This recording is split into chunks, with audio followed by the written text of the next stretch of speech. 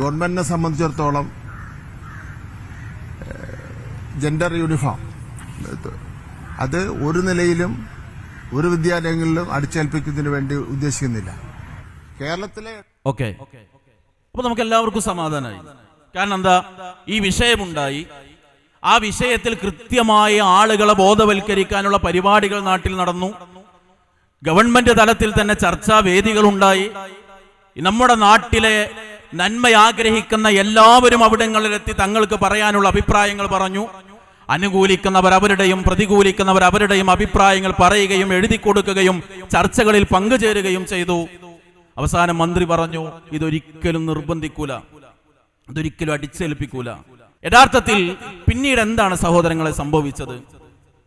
ജനകീയ ചർച്ചകളിൽ ഈ കേരളത്തിന്റെ മനസ്സ് എന്തു പറഞ്ഞോ ആ പറഞ്ഞതിനെ അവിടെ മാറ്റിവെച്ചുകൊണ്ട് ഈ ജെൻഡർ ന്യൂട്രൽ ആശയം ഒരിക്കലും ഒരാളിലേക്കും അടിച്ചേൽപ്പിക്കുകയില്ല എന്ന് പറഞ്ഞിടത്തു നിന്ന് മാറി നമ്മുടെ പാഠപുസ്തകങ്ങളിലടക്കം ഇത് പഠിപ്പിക്കുന്ന സാഹചര്യമുണ്ടായി.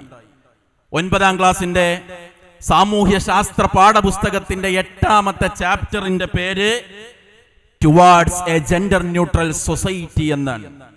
എന്നിട്ട് ആ പാഠഭാഗത്തിൽ നമുക്കൊരു ഭാഗം കാണാൻ കഴിയും. എന്താണെന്നറിയോ? ഈ ജെൻഡർ എന്ന് പറഞ്ഞാൽ ആണ് പെണ്ണ് എന്നൊക്കെ നമ്മൾ ഈ പറയുന്ന വ്യത്യാസമുണ്ട്. ഇത് ആർജിത പദവിയാണ് എന്ന്. എന്താ ഈ ആർജിത പദവി എന്ന് പറഞ്ഞാൽ?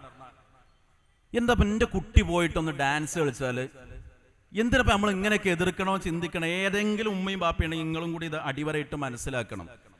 ആർജിത പദവി എന്ന് പറഞ്ഞാൽ എന്താ? നമ്മൾ ശരിക്കും ഒരു കുട്ടി ആൺകുട്ടി പെൺകുട്ടി എന്ന് പറയൽ എപ്പോഴാണ്? നമ്മുടെ കുടുംബത്തിൽ നിന്ന് ഒരാൾ ഹോസ്പിറ്റലിൽ പോയി പ്രസവിച്ചു, നമ്മുടെ ഫോണിൽ വിളിച്ച് പറയാണ്, എന്താ ഇന്ന ആള് പ്രസവിച്ചു കേട്ടോ.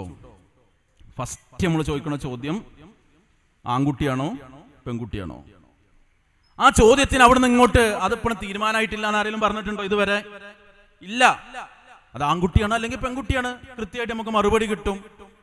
അപ്പൊ ഒരു കുട്ടി ജനിക്കുമ്പോൾ തന്നെ ആ കുട്ടിയുടെ ശാരീരിക അവസ്ഥ നോക്കിയിട്ട് നമുക്ക് മനസ്സിലാക്കാൻ കഴിയും ആ കുട്ടി ആണോ പെണ്ണോ എന്ന്. എന്നാൽ ഈ പാഠഭാഗത്തിൽ പഠിപ്പിക്കാൻ ശ്രമിച്ചത് ജെൻഡർ എന്നത് ആർജിത പദവിയാണ്. ആർജിത പദവി എന്ന് പറഞ്ഞാൽ എന്താ? നമുക്കൊരു ജോലിയുണ്ട്, ആ ജോലി ജനിച്ചപ്പോ കിട്ടിയതാണോ? അല്ല. നമ്മൾ നമ്മുടെ പഠനം കൊണ്ടും അധ്വാനം കൊണ്ടും നമ്മൾ ആർജിച്ചെടുത്ത് നേടിയെടുത്തതാണ് നമ്മളെ ജോലി. നമുക്ക് ചില കഴിവുകളുണ്ട്, ആ കഴിവുകൾ ജന്മനാ കിട്ടിയ കഴിവാണോ?